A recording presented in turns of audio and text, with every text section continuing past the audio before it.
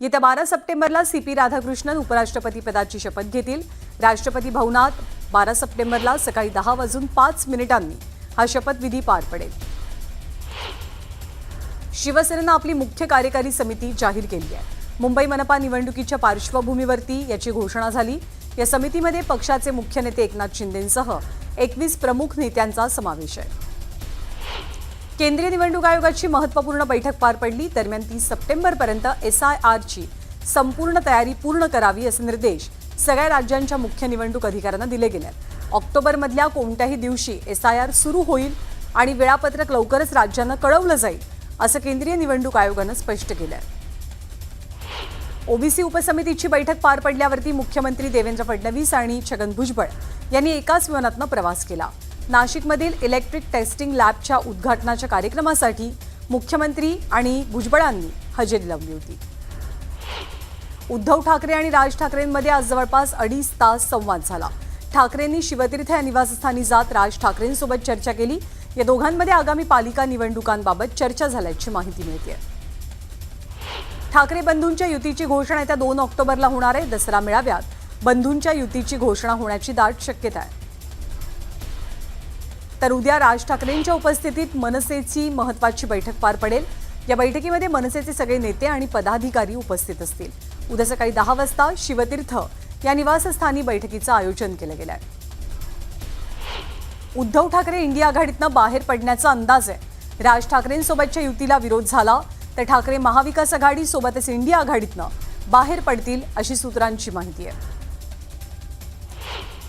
ठाकरे बंधू मुंबईच्या आणि महाराष्ट्राच्या हितासाठी एकत्र येत असतील तर साथ द्यायला हवी असं वक्तव्य आमदार जितेंद्र आव्हाडांनी केलंय। तर 2 भाऊ एकत्र येत असतील तर तिसऱ्या माणसानं चर्चा कशाला करावी असा सवालही त्यांनी विचारला। दोन्ही ठाकरे बंधू एकत्र आल्यास बाळासाहेब ठाकरेंचं समाधान होईल। ठाकरे बंधूंच्या बैठकीवरनं प्रकाश महाजनांनी हे विधान केलं। तर मराठी माणसांच्या हितासाठी ठाकरे बंधूंनी एकत्र येणं आवश्यक असल्याचे ते म्हणतात। ठाण्यामध्ये रावणाच्या अहंकाराचं दहन करावं लागेल या शब्दात वनमंत्री गणेश नाईकांनी एकनाथ शिंदेंवरती निशाणा साधला। यावरनं आता शिवसेनेचे उपनेते विजय चौगुले यांनी टीका केलेली आहे। लोकांना सुधारण्याची संधी दिली, आता सुधारून दाखवावं असं विजय चौगुले म्हणतात। सरपंच संतोष देशमुख हत्या प्रकरणात आरोपीकडनं D2 ऑपरेशन सुरू असल्याचा दावा वकील उज्ज्वल निकमांनी केला। या संदर्भात न्यायालयामध्ये गंभीर स्वरूपाची तक्रार केल्याचं निकम म्हणालेत।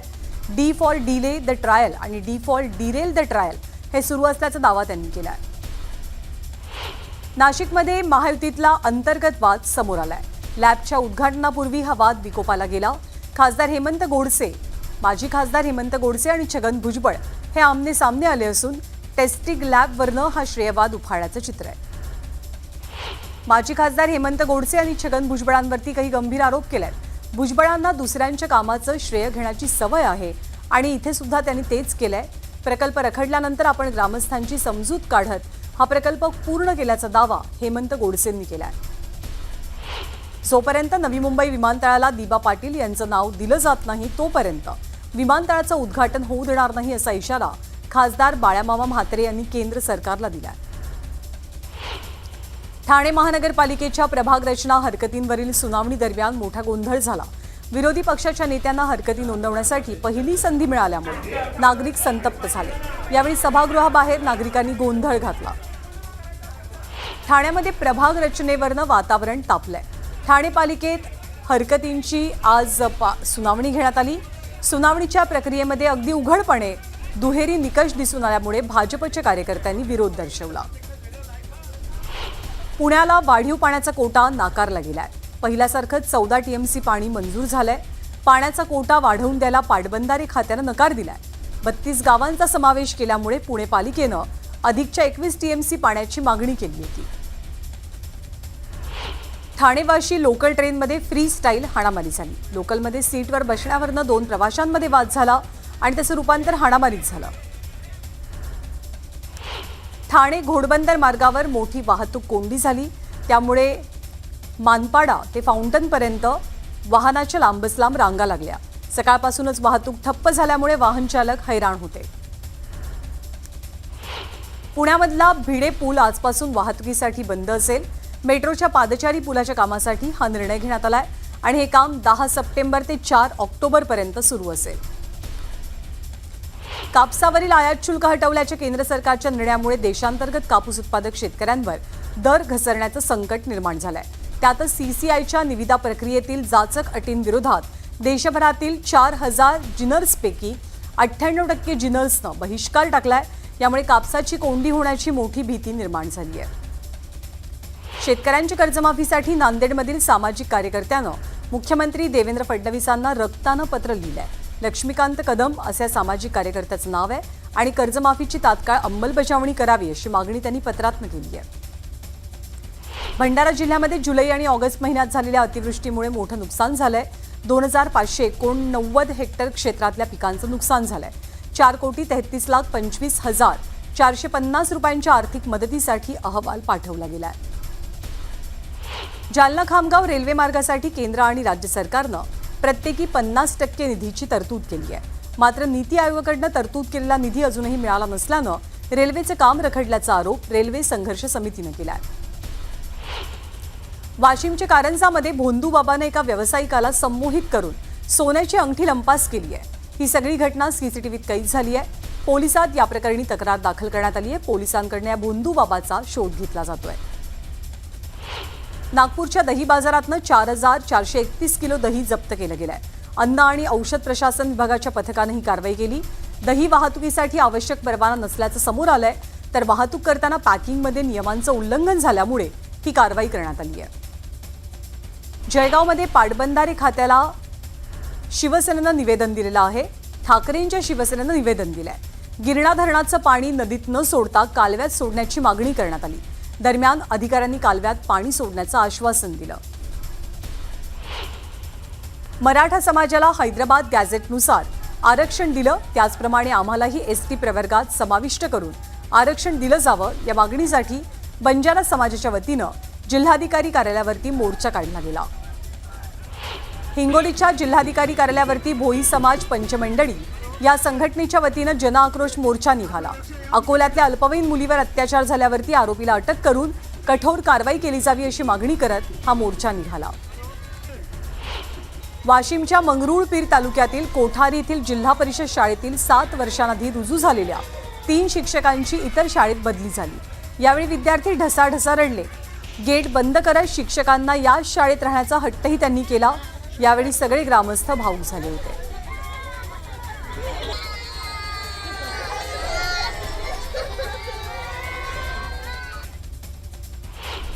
साताऱ्यामधल्या कराड तालुक्यातील शिरवडे गावाजवळून वाहत असलेल्या कृष्णा नदीपात्रात एक भली मोठी मगर आढळून आल्यानं मोठी खळबळ उडाली.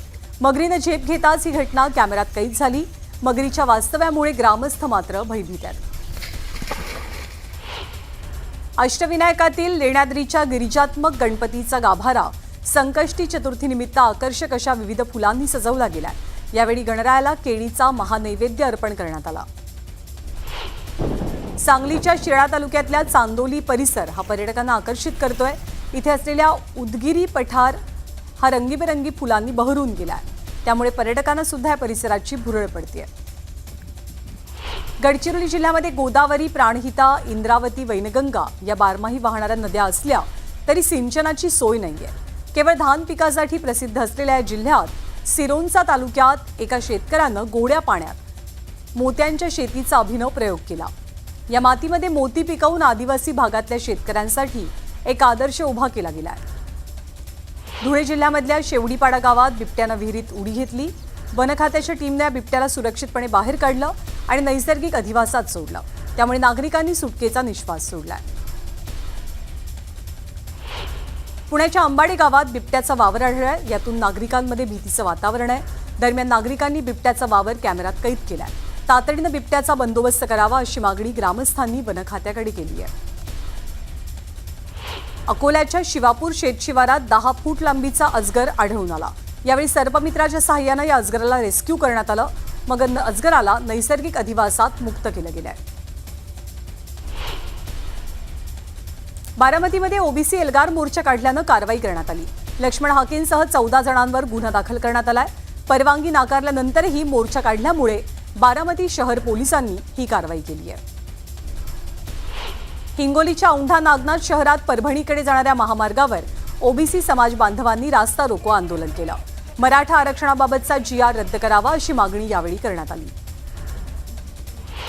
बंजारा समाजाला भटके विमुक्त प्रवर्गातून काढून आदिवासी प्रवर्गात समाविष्ट करावं या मागणीसाठी नांदेड जिल्ह्यातील हदगाव इथे मोर्चा निघाला।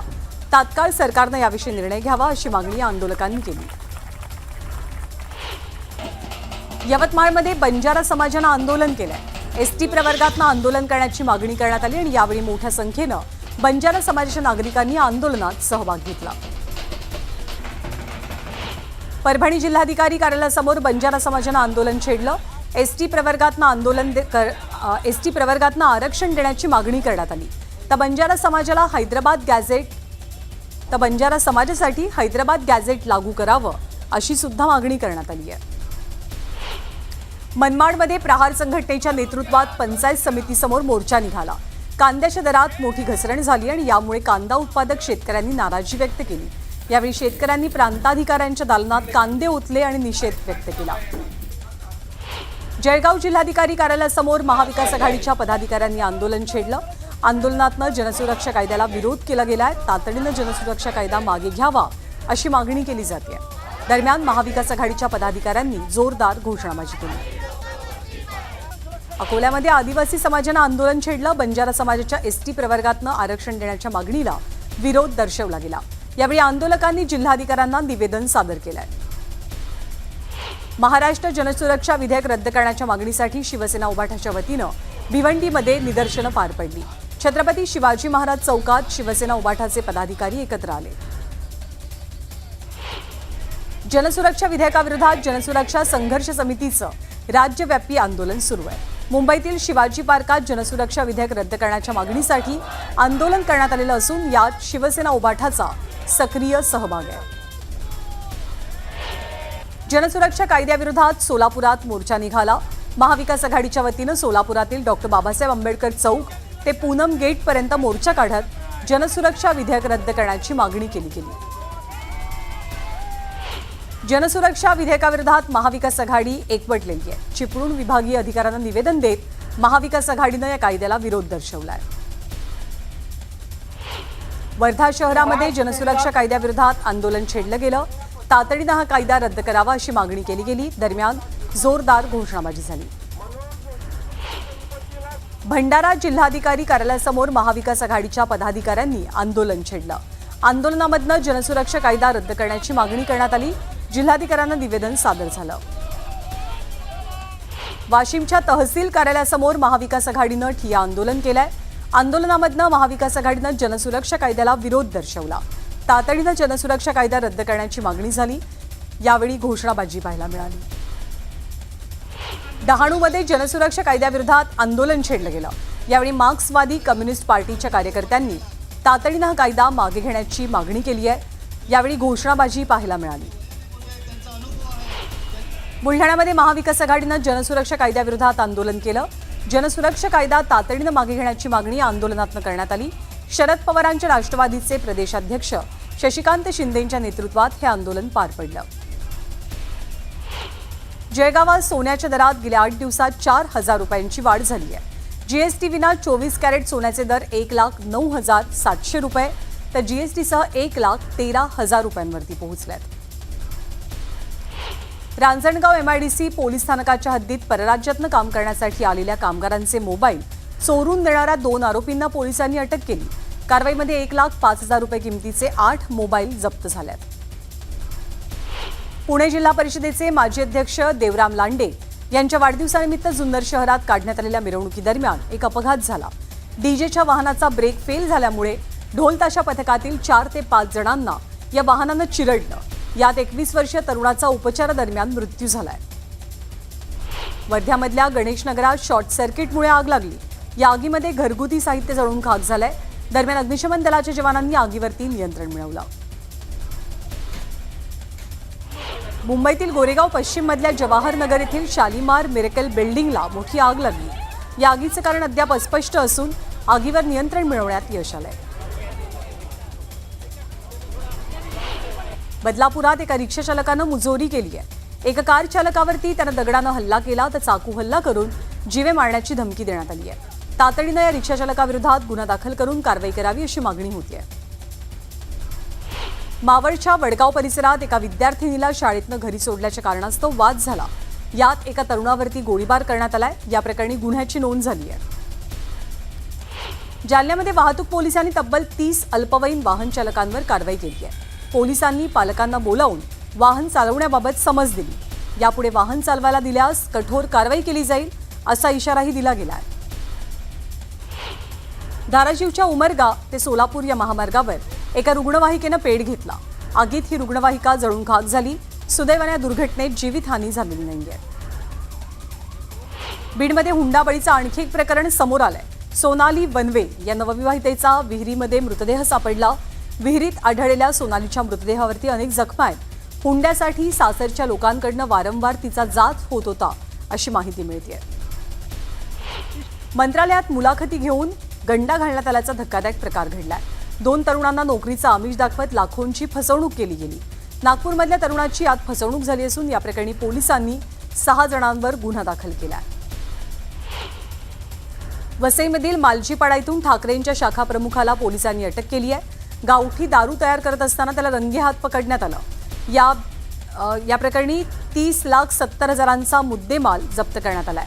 या कारवाईत एकूण 150 लिटर गावठी दारू, 162 ड्रम्समधील 32,400 लिटर वॉश तसंच हातभट्टीसाठी लागणारी सामग्री ताब्यात घेतली गेली आहे। सांगलीच्या कवठे महांकाळ तालुक्यातील तिसंगी ते घटनांद्रे या मार्गावरती झालेल्या तरुणाच्या हत्येप्रकरणी 2 आरोपींना पोलिसांनी ताब्यात घेतलं तर एक जण फरार झालाय। धमकी देत असल्याचा राग आल्यामुळे त्याच्या मित्रानंच त्याची हत्या केल्याची माहिती आहे। मीरा रोड परिसरातील कागदोपत्री जागेच्या वादातनं मारहाण करण्यात आली। अभिषेक तिवारी यांच्यावर जीवघेणा हल्ला झाला। या हल्ल्याचा आरोप इम्रान नावाच्या व्यक्तीवरती करण्यात आलेला असून त्याच्यासोबत त्याची पत्नी, मुलगी आणि इतर साथीदारांनी हल्ला केल्याची माहिती आहे। मुंबईतील कुलाबा इथून अग्निवीर सैनिकाकडनं रायफल आणि जिवंत काडतुसं घेऊन एक संशयित फरार झालेला। या प्रकरणी मुंबई क्राईम ब्रांचनं दोघांना अटक केली आहे। अग्निवीराची नौदल पोलिसांकडनं कसून चौकशी केली जाते। नौदलानं या अग्निवीराची बोर्ड ऑफ एन्क्वायरी सुरू केली आहे। अहिल्यानगरच्या राहता शहरात जनसुरक्षा कायद्याविरोधात आंदोलन छेडलं गेलं। तातडीनं हा कायदा रद्द करण्याची मागणी करण्यात आली आहे। दरम्यान जोरदार घोषणाबाजी पाहायला मिळाली। जनसुरक्षा कायदा रद्द करावा या मागणीसाठी महाविकास आघाडीनं छत्रपती संभाजीनगर शहरातील क्रांती चौकात भव्य निदर्शनं केली। सरकारविरोधात जोरदार घोषणाबाजी करण्यात आली। जनसुरक्षा कायदा रद्द करावा, हा कायदा जनतेच्या हिताचा नाही अशी मागणी करत शरद पवार गटानं इंदापुरात जनसुरक्षा कायद्याचा निषेध नोंदवला आणि विरोध केला। पुण्यामध्ये पवार गटाच्या वतीनं जनआंदोलन करण्यात आलं। खासदार सुप्रिया सुळेंच्या नेतृत्वात हे आंदोलन पार पडलं आणि निषेध नोंदवला गेला। कायद्याआडून सरकार जनतेचा आवाज दाबण्याचा प्रयत्न करतंय असा आरोप करण्यात आला। बारामतीमध्ये जनसुरक्षा विधेयकाविरोधात युगेंद्र पवारांच्या उपस्थितीत आंदोलन छेडलं गेलं। शरद पवार यांच्या पक्षाच्या वतीनं हे आंदोलन करण्यात आलेलं असून आंदोलकांनी खिशाला काळ्या फिती लावत जोरदार घोषणाबाजी केली। अहिल्यानगर मनमाड महामार्ग अडवत रस्त्याच्या कामासाठी नागरिक आक्रमक झालेत। अनेक वर्षांपासून महामार्गाची दुरवस्था झाल्यानं अनेकांना जीव गमवावा लागलाय। महामार्ग अडवल्यामुळे शिर्डी शिंगणापूर या महामार्गावर वाहनांच्या लांबच लांब रांगा लागल्यात।